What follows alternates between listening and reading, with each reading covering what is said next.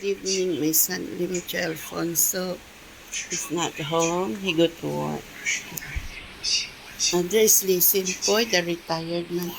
This is our family dinner at Home Block 4, the World Cup of Singapore, July 2, 2026.